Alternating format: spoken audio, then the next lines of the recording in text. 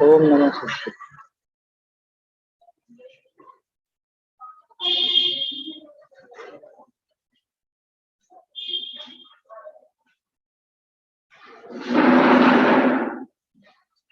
जिन शासन गुरु नाना विधि सुखकार, आत्महित उपदेश तुम करें मंगलाचार, करें मंगलाचार। आत्मानुशासन ग्रंथ पर अपनी चर्चा चल रही है और आचार्य देव यहाँ हमको दिखा रहे हैं कि शुभ, पुण्य, सुख ये तो इस जीव के लिए हितकारी हैं और अशुभ, पाप और दुख ये इस जीव को अहितकारी हैं। तो इसलिए क्या करना कि जो हितकारी हैं उनका आचरण करना, उनको ग्रहण करना, उनका उपाय करना, और जो अहितकारी हैं उनको दूर से ही छोड़ने का उपाय रखना। ये बात कल अपन ने देखी थी 239 छंद में।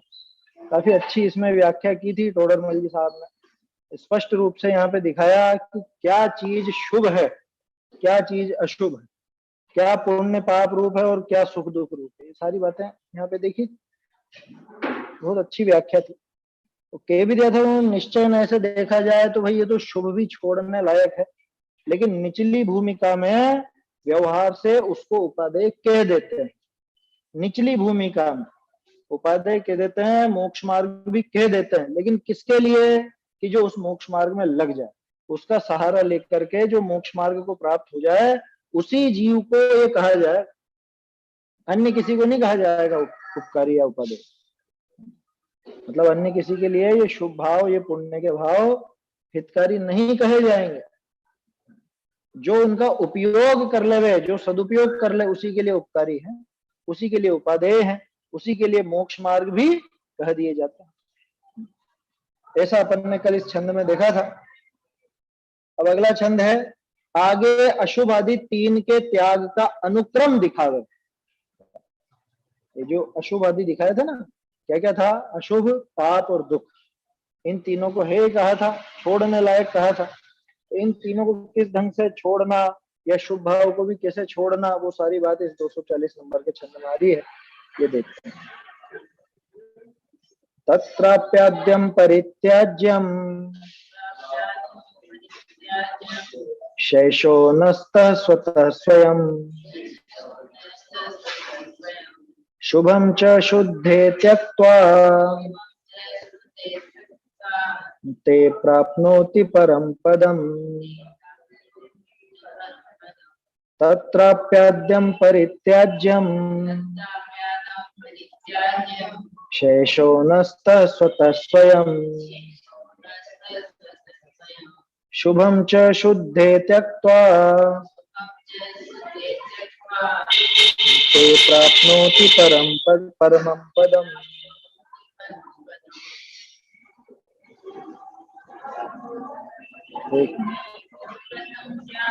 ये थोड़ा अपन बोलने में यहाँ पे गड़बड़ हुआ है नीचे वाले पद में।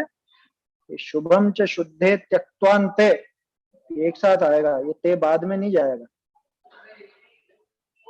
हाँ, शुभम च शुद्धे त्यक्त्वान्ते प्राप्नोति परमं पदम ऐसे बनेगा। नहीं, वो अपन पहले ते बाद में बोल रहे हैं, ते प्राप्नोति परम पदम। हाँ, त्यक्त्वान्ते एक साथ है वो, ऐसा। वहां शब्द अलग अलग है, वो भी अपन देखेंगे। उनमें भी हो प्रथम त्याज्य तो शेष द्वय का स्वतः अभाव, प्राप्त परम पद शुद्ध भाव से होता शुभ का कभी अभाव। क्या कह रहे हैं? तत्र अपि आद्यम, तत्राप्याद्यम। क्या? तत्र अपि आद्यम, तत्र माने वहां, वहां कहा? ये जो 6 दिखाए हैं, इन 6 में से भी 3 की बात कर ली थी। ये 3 तो अपने हित रूप है और 3 अहित रूप है। तो उनमें भी तत्र अपि आद्यम, उसमें जो प्रारंभ के हैं, माने शुभ, पुण्य और सुख, है ना? ये तीनों पहले पहले थे, 3 जोड़ों में इनका ही नाम पहले था। उनमें भी जो आद्य है वो परित्याज्यम, वो तो परित्याज्य है, वो उसको छोड़ दो, वो त्याग करने लायक है। शेषो न स्तः स्वतः स्वयं, वो बाकी के अपने आप ही नहीं रहेंगे। क्या मतलब? अगर शुभ नहीं होगा तो पुण्य भी नहीं होगा, और पुण्य नहीं होगा तो सुख भी नहीं होगा, लौकिक अनुकूलता। ऐसे ही इधर से देखो, पाप अशुभ अशुभ नहीं होगा तो पाप नहीं होगा, पाप नहीं होगा तो दुख भी नहीं होगा। ऐसे शेषो है ना, शेषो द्विवचन का प्रयोग है। तो द्विवचन का प्रयोग क्या माने, बाकी के दो अपने आप ही नहीं रहेंगे, तो बाकी के दो में फिर तीन लेना। ऐसे नहीं लेना कि शुभ छोड़ दे तो अशुभ तो छूट ही गया, ऐसा नहीं होता। क्योंकि बहुत से जीव तो शुभ छोड़ करके वापस अशुभ में लग जाते। यहाँ पे इस ढंग से लेना, तीन तीन के सेट बना दिए ना, शुभ, शुभ से पुण्य, पुण्य से सुख, अशुभ, अशुभ से पाप, पाप से दुख। तो अगर इनमें से जो आद्य, आद्य माने प्रारंभिक है, उसी का त्याग कर दिया जाए, वो शुभ भाव का अथवा अशुभ भाव का त्याग कर दिया जाए, तो बाकी के उसके पीछे जो दो आने वाले हैं उनका तो शेषो न स्तः, न स्तः, वो रहते ही नहीं है, स्वतः स्वयं अपने आप ही, स्वयं से ही अपने आप ही उनका भी अभाव हो जाए, ऐसी बात है। और शुद्धे यानी शुद्ध भाव होने पर, शुद्ध स्वभाव प्रकट होने पर अथवा शुद्ध भाव में लीन होने पर, शुभम च त्यक्त्वा, शुभ को भी छोड़ करके, समझ में आ रहा है? ये शुद्धे बाद में, शुभम च शुद्धे त्यक्त्वा, कब? लेकिन अंते, अंत में। क्या मतलब? अंत की बात कहां से आएगी? प्रारंभ की बात तो करी नहीं आपने। जब समझ लो ना कि जब अंत में शुभ को छोड़ने की कह रहे हैं, तो पहले क्या छोड़ चुके हैं? अशुभ, अशुभ पहले ही छूट चुका है। और यह शुभ और अशुभ की बात क्यों करी? वो पुण्य पाप की, सुख दुख की बात क्यों नहीं करी? कह रहा है मूल में तो ये शुभ और अशुभ ही है। ये शुभ को छोड़ा तो उसके फलस्वरूप पुण्य छूट गया, पुण्य छूट गया, उसके फलस्वरूप सुख छूट गया, लौकिक सुख है ना, असली सुख की बात नहीं करते। और अशुभ छूटा तो अशुभ छूटते ही उसके फलरूप पाप छूट गया, पाप छूटा उसके फलरूप दुख छूट गया, है ना। और दोनों छूट गए तो क्या होगा? कि वो तो शुद्ध भाव की प्राप्ति होने पर दोनों छूट गए। अंते, अंते शुभम च त्यक्त्वा, और अंत में उस शुभ भाव को भी छोड़कर, माने वो मंद कषाय रूप परिणाम अथवा शुभ भाव रूप परिणाम, उन दोनों को छोड़ करके प्राप्नोति परमम पदम, परम पद को प्राप्त हो जाता है। क्या मतलब? कि सबसे पहले तो अशुभ भाव छूटेंगे, अशुभ भाव के साथ ही उसके साथ में चलने वाले पाप और दुख छूट जाएंगे, और उसके बाद आखिर में जब शुद्ध दशा प्राप्त हो तब शुभ को भी छोड़ देना। उस शुभ को छोड़ोगे तो फलस्वरूप पुण्य, और उसके पुण्य बंध में मिलने वाला लौकिक सुख वो भी छूट जाएगा। माने संसार के सारे सुख दुख ये सब छूट जाएंगे और परम पद की प्राप्ति हो जाएगी। ये तीन दशाएं है ना। अभी तो लेकिन लोगों को लौकिक सुख ही ऐसा भला लगता है कि उसको छोड़ने की बात सुहाती नहीं। अरे स्वर्ग के सुख भी छोड़ना है हमको, है? स्वर्ग के सुख भी छोड़ना, वो तो अच्छे है ना। देखो एक ऐसा आया था, थोड़े समय पहले चर्चा हुई थी, जो स्वर्ग चाहता है ना वो वास्तव में आगे एकेंद्रीय बनना चाहता है। बात समझ में आ रही है? क्यों? क्यों? स्वर्ग से देव गति से नियम से 5 जगह ही है जाने का। पहले भी कई बार शायद बात की है। देव गति का जीव मर करके 5 ही जगह जाता है। कहां पे जाता है भाई? एकेंद्रीय में तो 3 है ना, अग्नि और अनल और अनिल, ये छोड़ दो, यानी अग्नि और वायु का एक को छोड़ के बाकी के 3 होता, पृथ्वी का एक, जल का एक और वनस्पति का, ये 3 होगा। या फिर 2 इंद्रिय तो होता नहीं है, 3 इंद्रिय नहीं होता, 4 इंद्रिय भी नहीं होता, संगी पंचेंद्रिय होगा या असंगी पंचेंद्रिय, सॉरी संगी पंचेंद्रिय तिर्यंश होगा या संगी पंचेंद्रिय मनुष्य। तो आखिर में यही प्राप्त करना है तो अभी मनुष्य ना, अभी कर लेना काम। नहीं बात समझ में? वाह, ऐसा क्या कि घूम फिर करके देवगति से घूम के यहाँ आके काम करेगा अपना, अभी कर लेगा। और वहां पे अगर मान ले वहां पे विषय भोगों में अटका रह गया और फिर एक इंद्रिय में जाके देव एक इंद्रिय भया वाला हिसाब हो गया, फिर क्या करे? माने कैसा बहानेबाज है कि साहब एक काम करेंगे, अभी तो हम बहुत बहुत पुण्य कर लेते हैं और पुण्य बांध के देवगति में चल जाएंगे और फिर वहां से आकर के हम कर लेंगे ये सम्यक दर्शन। कि तेरे से अभी तो हो नहीं रहा, बाद में क्या कर लेगा तू? और देवगति के बाद भरोसा है क्या? देव बनने के बाद अधिकांश तो वो एकेंद्रीय आदि बनते हैं, पक्का मानना। कारण कि उनकी संख्या है ज्यादा। मनुष्य कितने? मनुष्य तो गिनती के 29 अंक प्रमाण, संगी पंचेंद्रिय तिर्यंश भी गिनती के हैं, है ना, हालांकि बहुत है लेकिन गिनती के ही है बाकी के मुकाबले। और देव तो भरमार असंख्य होते हैं। देव असंख्य, तो अब सोचो ज्यादातर कहां जाते हो? अधिकांश देव गति के जीव अधिकांश मर करके एक इंद्रिय में ही पैदा होते, इसीलिए तो लिखा देव एक इंद्रिय भया है। समझ में? ऐसे ही नहीं लिख देता है। अपने जो पुराने कवि हैं बहुत पढ़े लिखे थे, बहुत अभ्यासी थे, कुछ सोच करके लिखा। कहते चय थावर तन धरे यूं परिवर्तन पूर्व कर। तो समझ में आ रही है बात? अब जिसको वो स्वर्ग के सुख की चाह है तो समझ लेना वो आगे क्या चाहता है। आगे तो एकेंद्रीय बनना चाहता है। इसलिए वो है ना भजन पारस प्यारा, जग के सुख की तो परवाह नहीं है, जग के सुख स्वर्ग सुख, और हाँ, जग के दुख की तो परवाह नहीं है, स्वर्ग सुख की भी चाह नहीं है। ऐसा ऐसा क्या अर्थ है उसका? स्वर्ग सुख की भी चाह नहीं है तो समझ में आता है। जग के दुख की परवाह नहीं है उनको, जग के दुख की परवाह नहीं। देखो उस भजन में ये हिंट मिलती है वीतराग तक। दो अर्थ है उसके। जग के दुख की तो परवाह नहीं है मतलब एक तो जगत में क्या हो रहा है क्या नहीं हो रहा है उससे उनको मतलब ही नहीं, एक अर्थ तो। दूसरा, जगत भर के सारे दुख आ जाए ना, माथे पर पत्थर बरस रहे हो, उसकी भी परवाह नहीं। 22 परिचय और तरह तरह के उपसर्ग, वो आए समझ। इस लौकिक दुख की तो उनको कोई परवाह है ही नहीं, इस प्रतिकूलता की तो परवाह करते ही नहीं, और स्वर्ग का सुख मिल जाए उसकी भी उनको इच्छा नहीं है, रंच मात्र। ऐसा है। किनको? उनको तो है ही नहीं।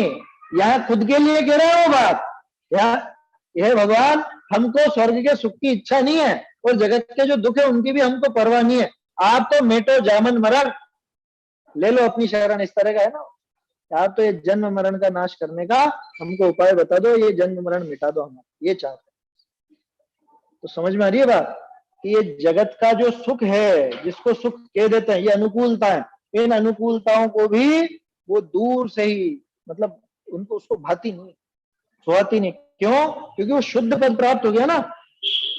जब वो शुद्ध अपना आत्म स्वरूप प्राप्त हो गया उसके बाद ये लौकिक सुख की क्या परवाह करे, लौकिक सुख की क्या चाह होगी उसको। जिसने असली सुख भोग लिया है, असली चीज जिसको मिल गई है, वो जरा जरा सी चीजों में मोहित होगा क्या? वो नहीं होगा, उसको परवाह नहीं। समझ में ही बात? सरल है छंद बिल्कुल कि क्या है परम पद की प्राप्ति का क्रम क्या है। कि सबसे पहले तो ये अशुभ भाव छोड़ता, अशुभ भाव के साथ साथ ही पाप और लौकिक दुख भी छूट जाता है ना। उसके बाद ये शुद्ध भाव को प्राप्त होता है, कैसे? वो भी शुभ छोड़कर। और जब शुद्ध भाव को प्राप्त होता है तो शुभ भी चलता है, कभी कभी शुद्ध भी चलता है, कभी शुभ चलता है, कभी शुद्ध चलता है, ये चलता रहता है। लेकिन अंत में अंत आया ना, अंते शुभम च त्यक्त्वा, और आखिर में उस शुभ को भी छोड़ करके अब अकेला क्या बचा? अकेला शुद्ध भाव ही बचता है। तब ये परम पद को प्राप्त होगा। ऐसा इसका अर्थ। सरल है छंद, अर्थ पढ़ता हूं। देखो बहुत बढ़िया है इसका अर्थ, जो टीका करिए ना समझने लायक है। क्या क्रम है शुभ अशुभ शुद्ध का वो बता रहे। प्रथम तो अशुभ अहित छूटे। क्या? सबसे पहले अशुभ भाव को अहित कहा था अपना, है ना, आत्मा के लिए अहितकारी बताया था। ताके अभाव करी पाप और दुख हु छूटे, आगे ना दोनों के दोनों लिखा था ना, शेषो द्विवचन का प्रयोग था। तो वो अशुभ के अभाव में पाप और दुख दोनों ही छूट जाते। बहुरी शुद्धोपयोग के प्रभाव करी शुभ हु छूटे, शुद्धोपयोग के प्रभाव से वो शुभ भी छूट जाता, शुभ भी छूट जाता है। तो शुभ छूट जाएगा, कैसे छूट जाएगा? तो क्या पाप में चला जाएगा? कह रहे शुद्ध में है ना। अरे वही ट्रेन का उदाहरण कल जो अपन ने देखा था, पहले तो घर छूटेगा, है ना, और फिर प्लेटफॉर्म को आप प्राप्त होगे, ठीक है, बाद में प्लेटफॉर्म को भी छोड़ करके और फिर उसके बाद ट्रेन पकड़ा, यही होता है। तो प्लेटफॉर्म छोड़ दिया तो क्या वापस घर आ गया? अरे प्लेटफॉर्म छोड़ दिया तो दूसरी दशा है ना, वो ट्रेन में बैठ चुका है इसलिए प्लेटफॉर्म छोड़ा। ठीक ऐसे ही शुभ भाव को छोड़ करके वो शुद्ध भाव को प्राप्त। क्या कहा?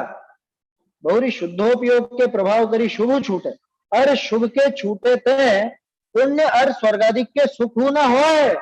ये लो, शुभ भाव जब छूटा तो पुण्य भी नहीं होगा और स्वर्गाधिक के सुख भी नहीं होगा, तो फिर दुख होगा ना। अरे दुख क्यों होगा? असली सुख होगा, अतीन्द्रिय सुख होगा। लोगों को क्या लगता है, तो स्वर्ग आदि के सुख छूट रहे हैं तब तो फिर दुखी हो जाएगा। ये क्यों नहीं देखते स्वर्ग आदि के सुख छूट रहे हैं तो मोक्ष की तरफ जा रहा है? इसको वही नजर आता है। असल में इसने देखी दो ही दशा है ना बेचारे ने जीवन में, क्या कर, दो ही चीजें देखी, या तो स्वर्ग देखा कि नरक देखा। अब इससे कह दो कि स्वर्ग छूटेगा तो इसको लगता है नरक होगा। अरे भैया जहां स्वर्ग छूट रहा है तो ये थोड़ी ना कह रहे कि नरक होगा। स्वर्ग छूट रहा है, उधर मोक्ष की तरफ आगे बढ़ रहा है। समझ में आ रही है बात? तो ताके अभाव करी, किसके अभाव करी? अशुभ के अभाव करी तो पाप और दुख छूटे, बहुरी शुद्धोपयोग के प्रभाव करी शुभ छूटे, और शुभ के छूटे थे पुण्य और स्वर्गाधिक सुख ना हो।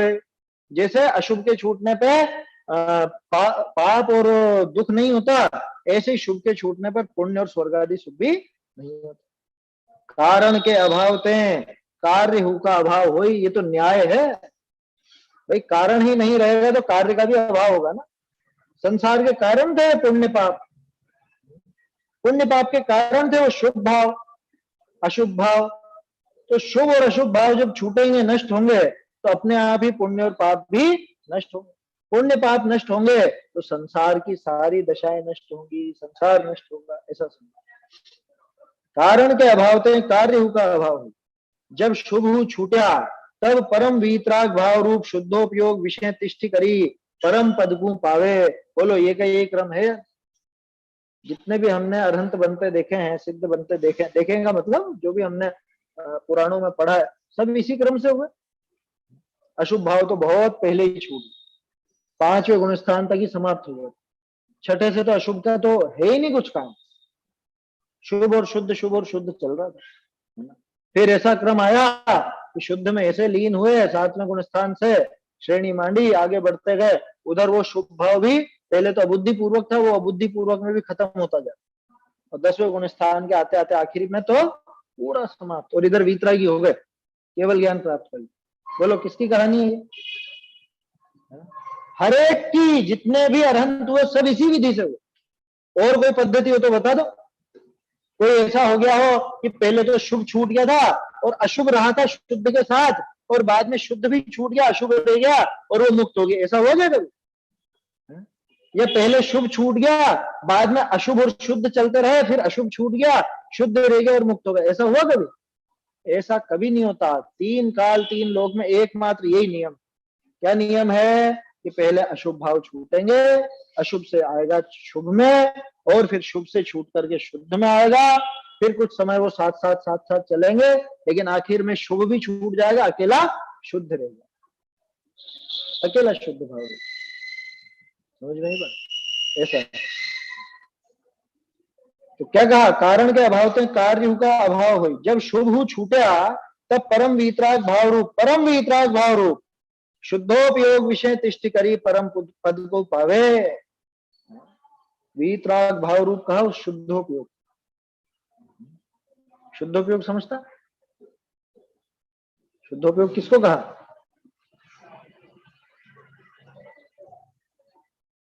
आत्मा में लीनता। ठीक है, घबराता क्यों? आराम से। शुद्धोपयोग माने आत्मा में लीनता, है ना? तो आत्मा में लीनता को शुद्धोपयोग क्यों कहा? याद रखो, कल अपन ने देखा था ना, शुभ पुण्य से अशुभ पाप से, शुभ और पुण्य का संबंध है, अशुभ और पाप का संबंध है, शुद्ध का आत्मा के साथ संबंध। शुभ भाव क्या है? शुभ और अशुभ क्या है? कषाय भाव है, राग द्वेष रूप है। तो शुद्ध भाव कैसा होगा? वीतराग रूप होगा। बिल्कुल सीधा हिसाब है। शुभ भाव और अशुभ भाव ये राग द्वेष रूप है ना, कषाय रूप है। शुभ कषाय अथवा अशुभ कषाय, और सीधी भाषा में कहें तो, है ना, शुभ कषाय या अशुभ कषाय, इन दोनों को मिला के एक नाम देते हैं अपन अशुद्ध भाव।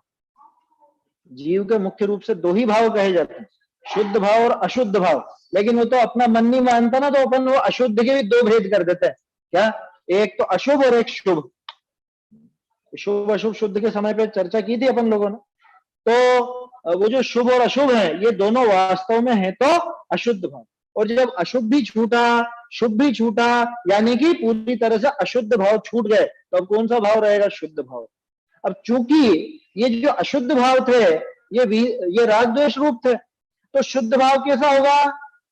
वीतराग का रूप रहे। इतनी सीधी सी बात है, लिखा ना। जब शुभ भी छूटा, तब परम वीतराग भाव रूप, परम वीतराग भाव, ऐसे शुद्धोपयोग में तिष्ठ कर परम पद को पावे। इस शुद्धोपयोग में, परम शुद्धोपयोग में बैठ करके, इसमें लीन होकर के, इसका आश्रय करके वो परम पद को पा लेता है और परमेष्ठी बन जाती है। परमेष्ठी किसको कहते हैं? जो परम पद में स्थित हो उन्हें परमेष्ठी कहते हैं। बिल्कुल सीधी सी परिभाषा है, समझ। परमेष्ठी अगर ठठेरा वाला लगाओ तो, और नहीं तो परमेष्ठी ऐसा भी आता है।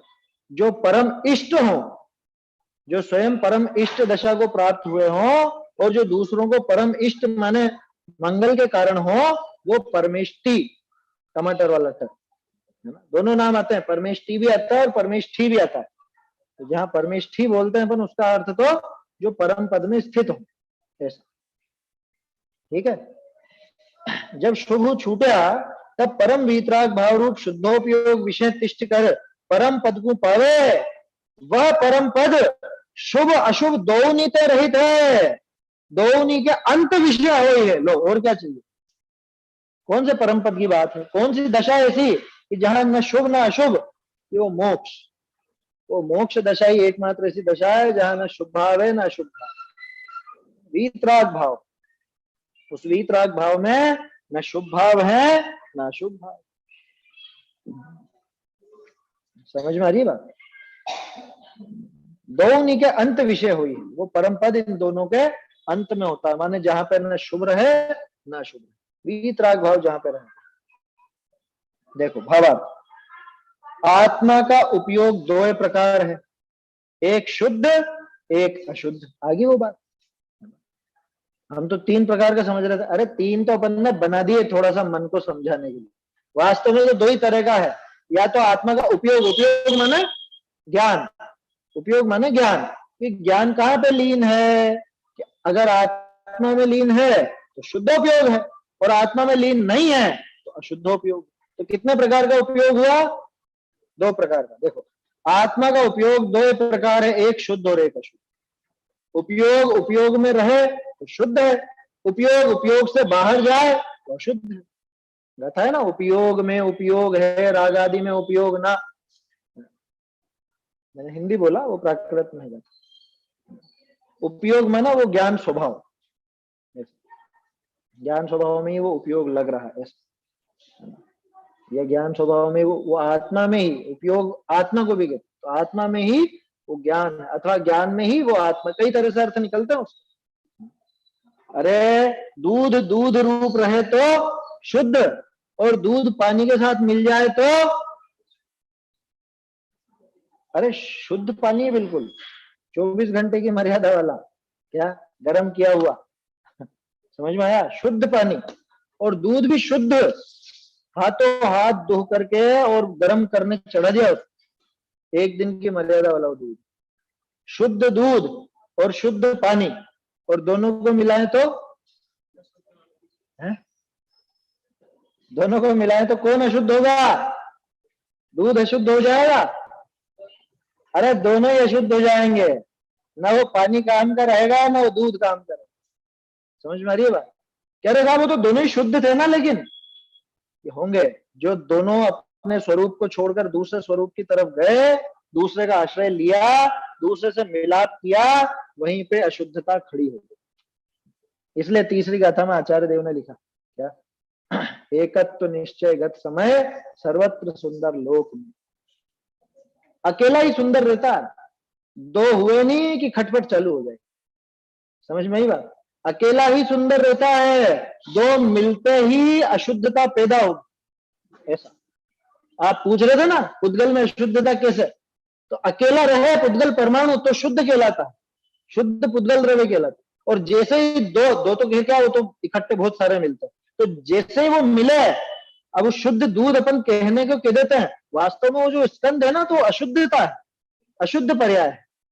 वो शुद्ध दूध भी अशुद्ध पुद्गल द्रव्य है, शुद्ध पानी भी अशुद्ध पुद्गल द्रव्य है। समझ में आ रही है बात? ऐसा है। तीसरी गाथा वास्तव में बहुत सुंदर है, समझने लायक, भेद विज्ञान की है। समझ में आ रही है बात? तो दो ही उपयोग, दो प्रकार, एक शुद्ध एक अशुद्ध। उपयोग अगर उपयोग में रहे माने आत्मा में रहे तो शुद्ध, और ये बाहर निकले इधर उधर जाने तो अशुद्ध। भैया हाँ भैया, तो जैसे वो सिद्धों के लिए बात आती कि एक में बसते आप अनेक, और जैसे अभी दूध के भी अनेक परमाणु मिलके एक दूध रूप हो गए, तो वो तो अशुद्ध नहीं होते, और दूध कैसे अशुद्ध हो गया? वो मिलते कहाँ है लेकिन, तो ये भी परमाणु तो सारे अलग अलग ही स्कंद बनने के बाद भी रहते तो सारे परमाणु अलग अलग ही होंगे कि ये इनका मिल जाते हैं पूरे? ये परमाणु भले अलग अलग रहते हैं, है ना, ये इनका प्रश्न सिद्धों के लिए है। जैसे अपन ने दूध के कहा, अब वो परमाणु अलग अलग थे और मिलकर के वो अशुद्ध हुए, तो एक में बसते आप अनेक, वो सिद्ध भी तो एक में एक होगी सब, वो मिले नहीं है, उन सबकी एक दशा थोड़ा कहला रही है। ये सब परमाणु मिलकर के तो दूध कहला रहे हैं, वो अनंत अनंत सिद्ध मिलकर के क्या कहला रहे हैं? कुछ भी नहीं कहला रहे, मिलते नहीं है वो तो सिर्फ इसलिए कहा कि एक ही जगह पे बहुत सारे मौजूद है ना, उनका मिलाप होता नहीं। ये पुद्गल में तो ऐसी शक्ति है कि अब दूसरे पुद्गल के साथ जुड़ जाता है, दूसरे पुद्गल से हट जाता है, इसमें तो पूरन गलन की शक्ति है। आत्मा में ऐसी कभी कोई शक्ति नहीं कि ये दूसरे के साथ मिल जाए। आपको ध्यान में तो पहले शायद अपन ने वो पर्यायों की चर्चा करी थी ना, तब समान जाति द्रव्य पर्याय असमान जाति द्रव्य पर्याय की बात की थी, उसमें आई थी बात, क्या था कि दो ही द्रव्य हैं जिनमें असमान जाति द्रव्य पर्याय बन सकती। किसमें? जीव में और पुद्गल में, दोनों अलग अलग जाति के है ना, तो असमान जाति द्रव्य पर्याय उनमें बन सकती। और समान जाति द्रव्य पर्याय, समान जाति किसमें बनेगी? धर्म द्रव्य तो अकेला है, समान जाति का कहां से दूसरा है? धर्म अधर्म आकाश, इन तीनों में बन नहीं सकती, तीनों एक एक है। काल द्रव्य भले ही असंख्य, लेकिन वो भी मिलते नहीं आपस में, तो उनमें बन नहीं सकती। जीव और पुद्गल ये दो बचते हैं, लेकिन जीव में ऐसा गुण नहीं है, ऐसी कोई शक्ति नहीं है कि वो दूसरे जीव के साथ मिल जाए, इसलिए उसमें भी समान जाति का सवाल ही पैदा नहीं होता। समान जाति द्रव्य पर्याय उसकी नहीं बनती। आया समझ में? लेकिन पुद्गल अकेला ऐसा द्रव्य है कि जो अपनी ही जाति के दूसरे द्रव्य के साथ मिलकर कुछ कोई रूप बना सकता। पूरन गलन की सामर्थ्य है ना उसमें, तो पुद्गल में वो सामर्थ्य जो समान जाति द्रव्य पर्याय कर सकता है का मतलब होती है, करता वर्ता तो क्या है। तो वो जो दूध वाली बात है वो समान जाति द्रव्य पर्याय है, उसमें बहुत सारे एक ही जाति के पुद्गल मिले हुए, लेकिन ऐसे जो सिद्ध भगवान एक में अनेक भी रहते हो तो वो मिलकर के कुछ बना नहीं रहे, उनसे मिलकर के कुछ बन नहीं रहा और एक दूसरे के स्वरूप में प्रवेश नहीं पाते। ऐसे तो 6 के 6 द्रव्य यहाँ है, आप जिस जगह हो माना आपका आत्मा, उस जगह शरीर भी है, और इस शरीर के आधार से अनंत अनंत जीव और है, अकेले अपन नहीं रहते हैं यहाँ पे, वो अनंत जीव भी है हमारे साथ, हमारे खून में मांस में, वो सब त्रस जीव नहीं है क्या? और वो निगोदिया तो हर जगह है ना, 3 लोग में, वो आर पार भी निकल रहे हैं आपके आर पार भी निकल रहे हैं, तो उनसे मिलकर के आप कुछ बना रहे हो क्या? हम दोनों की मिलकर के कोई पर्याय होती नहीं।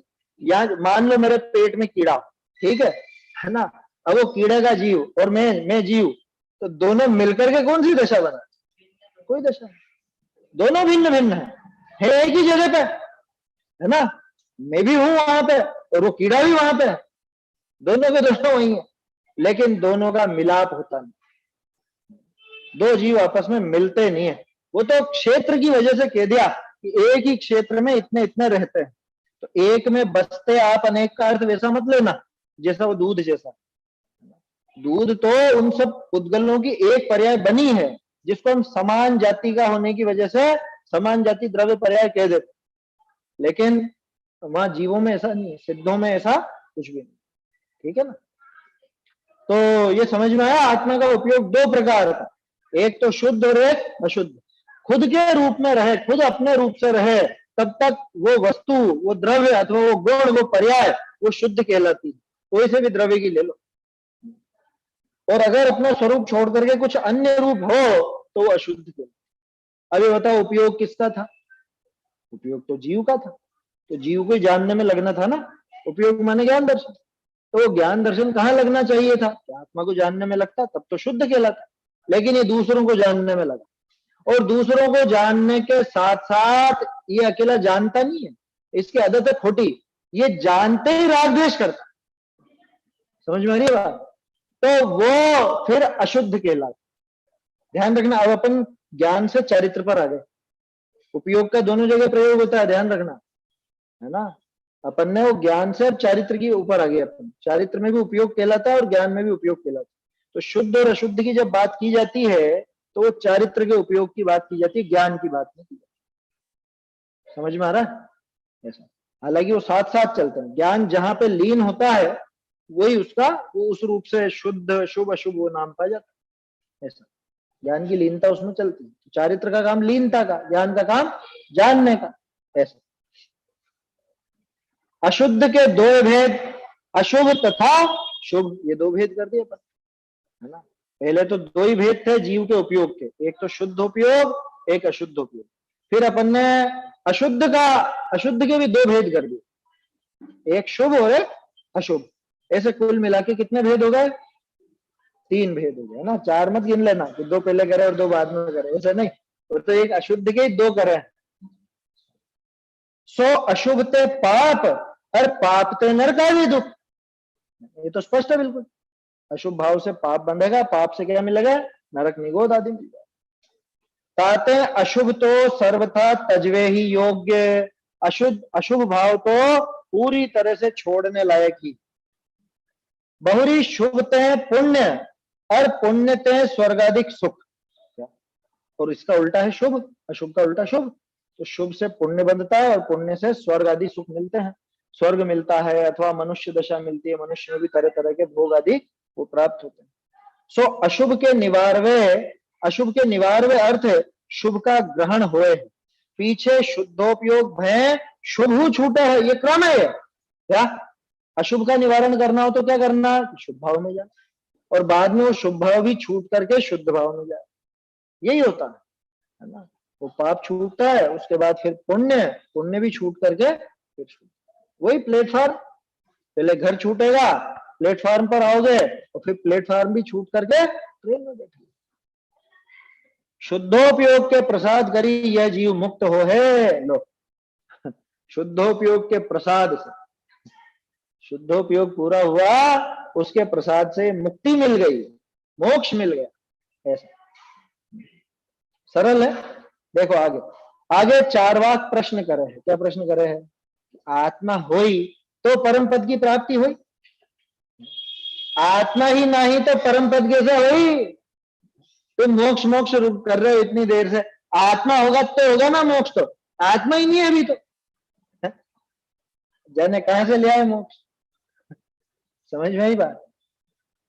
ये तो वो एक कहानी थी ना, वो उसको आटा मिल जाता है क्या, दूध मिल जाता है, और फिर वो ख्याली पुलाव पकाने लगता है, नींद आ जाती है कि फिर मैं ऐसा करूंगा, है दूध क्या मिल जाता है, छाछ वाछ मिल जाती है, क्या मिल जाता? भाई जो भी है, जो भी मिल गया उसमें क्या फर्क पड़ता है? कि अब फिर मैं ऐसा करूंगा, इसको बेचूंगा और पैसा आएगा, और ये करूंगा और वो करूंगा और ऐसा करूंगा वैसा करूंगा, फिर शादी होएगी, फिर बच्चे होंगे और बच्चे मस्ती करेंगे तो मैं ऐसे मारू। अरे कहाँ कहाँ या खाट पे पड़ा हुआ है, टूटी हुई खाट पे, और कल्पना करे जा रहा। तो जीव होगा जब तो ये सारी बातें हो, ये मोक्ष की बात। हाँ, अंडे में टांग के रखा है, वो अंडा फूट जाता है।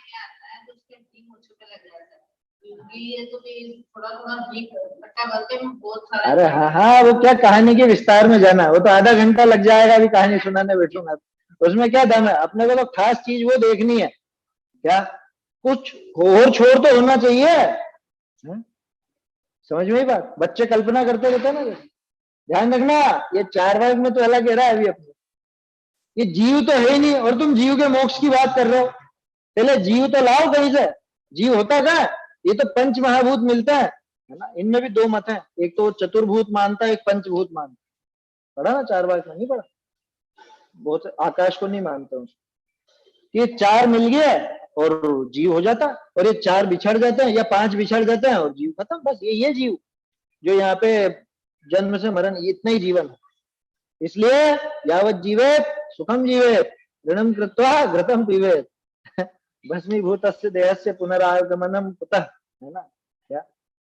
जब तक जियो सुख से जियो, ऋण लेकर के घी पियो, मर जाएंगे उसके बाद कौन चुकाने वाला? ये उनकी कल्पना है ना। कोई स्वर्ग नहीं है, कोई नरक नहीं है, सब जो कुछ है यहीं पे ही है। यहाँ जो सुख दिखता है यही स्वर्ग है, यहाँ जो दुख दिखता है यही नरक है, कोई मोक्ष वोक्ष नहीं होता। ये कौन कहता है? चार वाक। ये चार वाक मत वाले ऐसा मानते हैं। अब अलग से कोई मत नहीं होता है, अब जेनियों में चार वाक भरे हुए। अरे 2 दिन की जिंदगी है, आराम से खाओ पियो और मौज से रहो, है? क्या करना है? धर्म धर्म कर। ऐसा ऐसा सोचते हैं बहुत। सुने कि नहीं सुने इस तरह की बातें? सुनी होगी ना रिश्तेदारों, कई तरह के लोग होते हैं, क्या करें समझते ही नहीं। उनके दिमाग में ऐसा ही है कि 4 दिन की तो जिंदगानी, और जिसमें भी तुम मौज नहीं कर रहे हो, मौज से रहो, सुख से रहो, चैन से रहो, कहा फालतू में तुम पड़ गए चक्कर में मोक्ष के, फिर मालूम थोड़ा पर। देखो, तो आत्मा होई तो परम पद की प्राप्ति हुई, आत्मा ही नहीं तो परम पद कैसे हुई?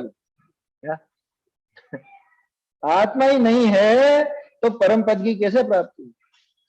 और आत्मा को गर्भ आदि मरण पर्यंत काहू ने देखे नहीं, वस्तु होई तो दृष्टि पड़े, यही तो चार वाक कही। क्या कह रहा है और क्या कहता है वो? कि आत्मा को गर्भ आदि मरण पर्यंत काहू ने देखा नहीं। क्या मतलब? कभी दिखा गया आत्मा? ये दिखता हमको तो, ये दिखता कांच में, देखो क्या दिखा? वो पेट में आया, माता के गर्भ में आया, जो पैदा हुआ कौन आया वहां पे? वो शरीर ही तो दिख रहा है। ये हाथ, ये पांव, ये आंखें, नाक, कान, यही तो नजर आ रहा है। बोलो किस समय नजर आया आत्मा आपको? पेट में नजर आया कि सोनोग्राफी की मशीन में पकड़ में आया, कि बाद में पैदा हो गया जब नजर आया, कि वो और बड़ा हो गया तब नजर आया? कब नजर आया? आत्मा दिखा कभी? आपने कितने बरस कांच के सामने गुजारे हैं, कभी दिखा क्या कभी आत्मा? रोज वहां पे सजते संवरते हो और वो बाल बनाते हो और क्रीम पाउडर चौपड़ते हो, कभी दिखा आत्मा? नजर आया क्या कभी? नींद में आया कभी नजर आत्मा? तो देखा तो है ही नहीं किसी ने, और बिना बात मोक्ष मोक्ष मोक्ष करे जा रहे। ये चार वाक मत कह रहा है, आया समझ में? अपन उसका पोषण नहीं कर रहे, ध्यान रखना। ये बात अपन अभी चार वाक की तरफ से कह रहे, ये उसका प्रश्न है।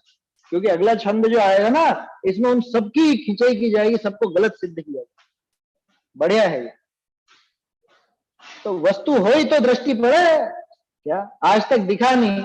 मरते टाइम भी दिखाएगा किसी को? देखो देखो आत्मा निकल गया इसमें से, दिखाएगा किसी को? कोई मरता है या पैदा होता है तो आत्मा आता हुआ दिखा या जाता हुआ दिखा, तो फिर कैसे कहते हो कि आत्मा है? बोलो क्या जवाब है? आगे देंगे जवाब। तो वस्तु हो ही तो दृष्टि पड़े, तर्क बढ़े उसका कि कुछ हो तो मालूम पड़े ना। ये तो बातें हैं कोई, ये स्वाध्यायी लोग बैठ गए किताब लेके और बस आत्मा आत्मा आत्मा मोक्ष मोक्ष मोक्ष करने लगे। हाँ हाँ, कपोल कल्पित कहते हैं। यही तो चार वाक कही। ये तो किसने कहा? ये चार वाक मत वाले ने। अब एक और है दूसरा, सांख्य। सांख्य मती क्या कहता है? कि आत्मा तो सदा मुक्त ही है, क्या तुम मोक्ष के पीछे पड़ो? सदा मुक्त है, त्रिकाल मुक्त। पहली अशुभ को तजी, बहुरी शुभ को तजी, परम पद पावे, यही तो अयुक्त। ये तो आपकी बात गलत है। वो तो हमेशा मुक्त है। जो हमेशा मुक्त हो उसके लिए आप ऐसा कह रहे हो कि पहले अशुभ छोड़ेगा, फिर शुभ छोड़ेगा, फिर शुद्ध में बैठेगा, शुद्ध में रहेगा तो मुक्त होएगा। कहां से होएगा? ये तो बना बनाया मुक्त है। बोलो, अपने अध्यात्म जैसी बात नहीं लग रही? सांख्य मती है ना, वो निश्चयाभासी जैसा है पूरा। क्या निश्चयाभासी समझता है ना? जिसको निश्चय का जोर चढ़ जाए, अपन तो आत्मा खाते पीते नहीं और इधर बाहर कुछ भी खाता पीता रहता है, ये त्रिकाल उसको मुक्त मानता है, शुद्ध मानता है, ऐसा है सांख्य मती है। बहुत से लोग आध्यात्मिक ग्रंथों को ऐसा सोचते कि अरे तो सांख्य मती, अरे यहाँ तक कि बहुत से ऐसा कहता है अमृत चंद्राचार्य तो सांख्य मती, ऐसा उनके दिमाग में भूसा भरा हुआ है। क्यों थे कि उनका अध्यात्म पढ़ के उनको ऐसा लगता है तो सांख्यों की बात, जबकि वहां पे नयों का प्रयोग नहीं देख रहे हो। तो सांख्य मती क्या कह रहा है, आत्मा तो सदा मुक्त ही है, पहले अशुभ को तजी बहुरी शुभ को तजी परम पद पावे, ये तो अयुक्त, ये तो गलत बात है। तब श्री गुरु दो का समाधान करे हैं। ये जो अगला छंद आ रहा है इसमें सांख्य मती का भी खंडन किया है और उस चारवाक मत वाले का भी खंडन किया। पहले तो दिमाग में बिठा लेना और ये जरूरी है समझना, क्योंकि ये दोनों ही बातें अपने सामने आती हैं। अपने ही मिलने वाले, अपने ही परिवारजन या अपने ही रिश्तेदार ऐसे कहते हुए आपको भी दिखे होंगे क्या, अरे कहाँ कोई मोक्ष, कहाँ स्वर्ग नरक, सब यही है क्या? कि मन अच्छा है तो स्वर्ग है, मन बुरा है तो नरक, यही है क्या? ऐसी ऐसी बातें बनाते ना बहुत से डायलॉग बाजी कर, तो उनको लगता है कि आत्मा आत्मा कुछ है नहीं। एक तो ऐसी मान्यता, दूसरी थोड़ा बहुत पढ़ लिख गया, अरे आत्मा तो त्रिकाल शुद्ध है, मैं तो कुछ करता धरता ही नहीं, मैं तो कुछ खाता पीता ही नहीं, परभक्ष खाता रहे, मैं तो त्रिकाल शुद्ध हूं, मुझे क्या करना, मंदिर आके मुझे क्या करना, शास्त्र पढ़ के मुझे क्या करना, या और क्रिया करके मुझे क्या करना, मैं तो शुद्ध हूं। ऐसा तो ये दोनों ही बातें अपने सामने आती हैं, इसलिए इन दोनों का उदाहरण लिया आचार्य देव, बाकी इतनी मुख्य नहीं है, ये तो खंडन करने को तो उनका भी किया है। देखो छंद पढ़ लेते हैं अपन। अस्त्यात्मात्मा, इसमें कुछ गलत छपा है,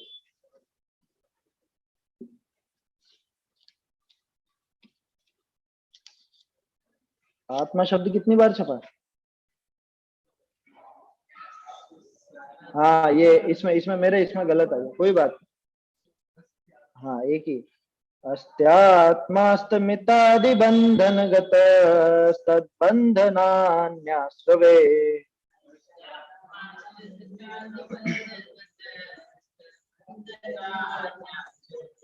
ते क्रोधाधिकृता प्रमाद जनिता क्रोधादय ते व्रता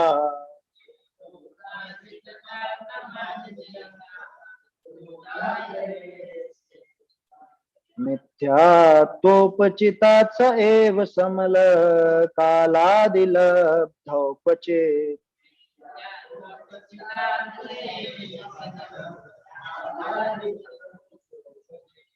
सम्यक् त्वव्रतदक्षता कलुषता योगै क्रमान्मुच्यते।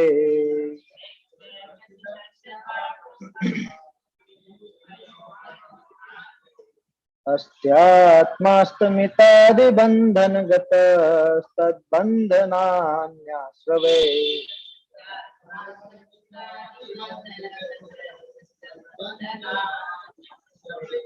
ते क्रोधाधिकृता प्रमादजनिता क्रोधादयस्ते व्रता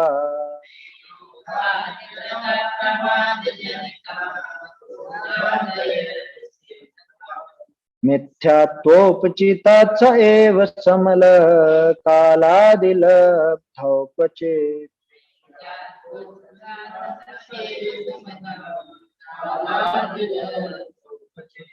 सम्यक् त्वव्रतदक्षता कलुषता योगै क्रमान्मुच्यते।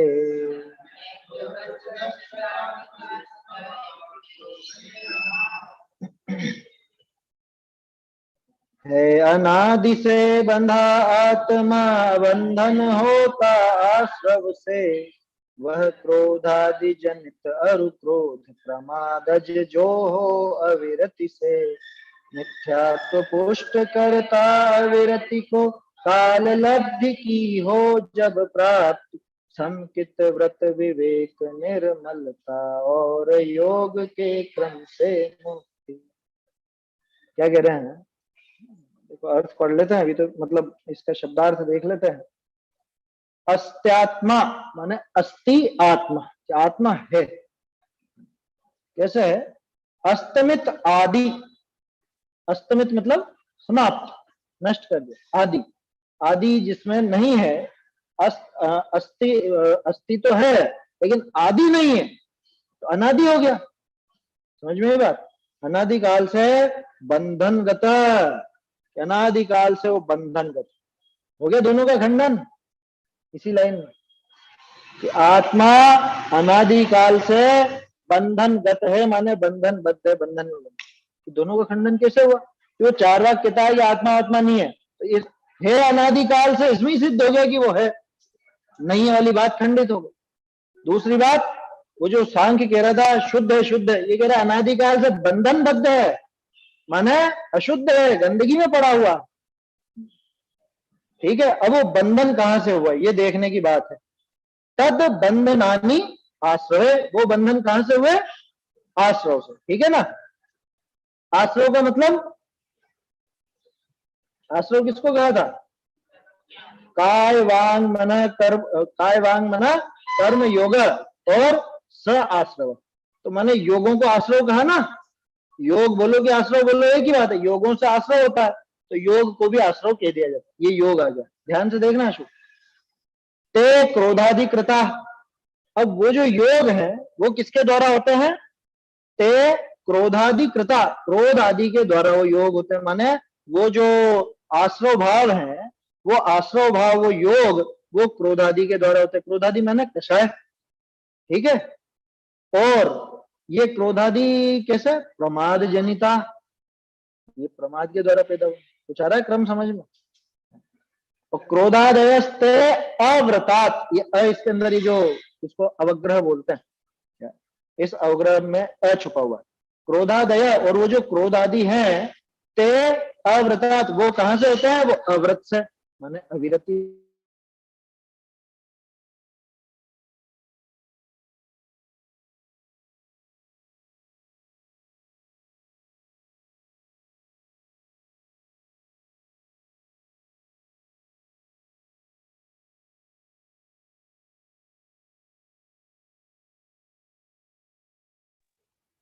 ये आवाज नहीं आ रही?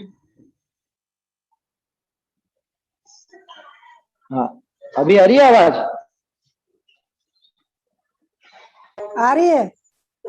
हाँ, ये बीच में थोड़ा सा समस्या हो गई थी, कोई बात नहीं। देखिए क्या कह रहे हैं, तो ये जो क्रम दिखाया ना, बंध के हेतु पढ़े होंगे आप लोगों ने, मिथ्यात्व, विरति, प्रमाद, कषाय, योगा, बंध हेतु। अनादिकाल से ये जीव जो बंधन बद्ध है, ये किसकी वजह से बंधन बद्ध है? देखो बिल्कुल तत्वार सूत्र की बात है ना। मिच्छत्ता, विरति, प्रमाद, जोग, कोहादोथ, विण्या, ये द्रव्य संग्रह की बात। तत्वार सूत्र, द्रव्य संग्रह, ये गुणभद्राचार्य ने भी लिख दिया ऐसा कैसे? अनादिकाल से ये जीव है माने सत्तावान है, तो नहीं है ऐसी तो बात ही निकाल देना। और है कैसा है? शुद्ध है, कि स्वभाव से भले शुद्ध हो, लेकिन पर्याय में तो बंधन पड़ा हुआ है। वो बंधन किसकी वजह से? वो योगों की वजह से। वो योग किसकी वजह से? कि वो कषायों की वजह से। वो कषाय किसकी वजह से? प्रमाद की वजह से। प्रमाद माने आत्मस्वरूप में असावधानी, असावधानी का नाम प्रमाद है ना। जो भी पिछले अपन ने पिछले छंद में बात करी थी ना, शुद्ध और अशुद्ध उपयोग, तो असावधान रहा, अपने में नहीं रहा, तो अशुद्धता आ गई। तो वो प्रमाद के कारण वो कषाय। वो प्रमाद किसकी वजह से हुआ? नहीं नहीं, प्रमाद जनित तो क्रोधादि है, वो प्रमाद हुआ अविरति से। ठीक है, और वो अविरति किससे हुई? मिथ्यात्व से। तो मिथ्यात्व, अविरति, प्रमाद, कषाय, योग, इनकी वजह से जीव बंधन में अनादिकाल से पड़ा हुआ। स एव समल है, और इसीलिए वो समल है, शुद्ध नहीं है, मल सहित है। कौन? मैं। आज तक अपन अशुद्ध ही तो बने हुए हैं ना, मल सहित है ना, ये मल लगा हुआ है ना। कौन सा मल लग रहा? मिथ्यात्व का, है, राग द्वेष का, कर्मों का। अरे संसार ही मल है, और तो क्या कर, इस संसार में पड़ा हुआ है तो मलिन ही है। कालादि लब्धो, कालादि लब्धि आने पर, कि देखो देखो काल लब्धि को मुख्य करना। अरे आदि लगा, आदि क्या, कैसे खट से इसकी बाछें खिल जाती है। देखो काल लब्धि को मुख्य किया कि नहीं किया? आप पुरुषार्थ पुरुषार्थ की बात करते रहे, आदि शब्द लगाया, काल आदि लब्धो, कि काल आदि पांचों समवाय प्राप्त होने पर जिसमें पुरुषार्थ भी आया, स्वभाव भी आया, निमित्त भी आया, होनहार भी आई, काल लब्धि भी आई, सब आए। तो ये पांचों समवाय प्राप्त होने पर क्वचित कहीं पर या कभी किसी समय सम्यक व्रत दक्षता अकलुषता अयोगे, अछुपा हुआ है उसमें, ध्यान से देखना, ये विपरीत आ गया ना, मिथ्यात्व का उल्टा सम्यक, अविरति का उल्टा व्रत, प्रमाद का उल्टा दक्षता। दक्षता माने उसमें कुशलता, आत्म स्वरूप में सावधानी, उसको दक्षता कहते। कषाय का विपरीत अकलुषता, क्योंकि कषाय कलुषता है, कषाय से मल पैदा होता है, तो अकलुषता। और वो योग था तो ये अयोग, अ मिला हुआ उसमें, ध्यान रखना, कलुषता के आ में अ मिला हुआ, अयोग। अयोग है यानी इन पांचों के द्वारा क्रमान मुच्यते, क्रम से मुक्त होता है। भाई सीधी सी बात है, मिथ्यात्व, विरति, प्रमाद, कषाय, योग, इनसे बंधता है तो मुक्त कैसे होगा? कि क्रम से ये सब खत्म होते जाए तो मुक्त हो जाए, इतनी सीधी सी बात। छंद बिल्कुल सीधा है, कोई कठिनाई नहीं है। कि जीव अनादिकाल से बंधनबद्ध है, इन इन चीजों की वजह से बंधनबद्ध है, और इनमें से एक एक का नाश होता जाए, एक एक का अभाव होता जाए तो ये क्रम से मुक्त होता जाएगा। सबसे पहले मिथ्यात्व जाएगा, उसके बाद अविरति जाएगी, फिर प्रमाद जाएगा, फिर कषाय जाएगी, और आखिर में योगों का भी जब अभाव हो जाएगा तब जाकर के ये मुक्ति को प्राप्त है। समझ में? यही क्रम है, और कोई क्रम है क्या? गुण स्थानों की परिपाटी में भी यही क्रम आता। मिथ्यात्व, अविरति, प्रमाद, कषाय, योग, इनके कारण ये जीव बंधनबद्ध है, और इनसे मुक्त होने पर ही वास्तव में मुक्त होता है। ऐसा इसका सामान्य अर्थ अभी अपन ने देखा है, अर्थ और भावार्थ अपन कल पढ़ेंगे। एक बार ये छंद बोल लेते है। अनादि से बंधा आत्मा, बंधन होता आश्रव से, वह क्रोधादि जनित अरु क्रोध, प्रमादज जो हो अविरति से। मिथ्यात्व पुष्ट करता विरति को, काल लब्धि की हो जब प्राप्त, संकित व्रत विवेक निर्मलता, और योग के क्रम से मुक्ति। हाँ, कल तो रविवार है ना, कल पाठ भी करेंगे, और कोई प्रश्न हो तो तैयार रखिएगा, अपन चर्चा करेंगे, नहीं होंगे तो फिर इसी को आगे बढ़ाएंगे। चैतन्य का स्मरण प्रतिक्षण ही करो रे, भव के अनंत दुख को क्षण में हरो रे, अक्षय अनंत निज सौख्य निधान पाओ, गाओ अरे निशि के गीत गाओ। जिनवाणी स्तुति। की तो वाणी में हो निज स्वपर प्रकाशक ज्ञान, की तो वाणी में हो निज स्वपर प्रकाशक ज्ञान। भय जड़ चेतन तिन की करत पिछान, एक ही भाव भय जड़ चेतन तिन की करत पिछान। की तो वाणी में हो निज स्वपर प्रकाशक ज्ञान, सकल पदार्थ प्रकाशत जामे मुकुर तुल्य अमलान, सकल पदार्थ प्रकाशत जामे मुकुर तुल्य अमलान।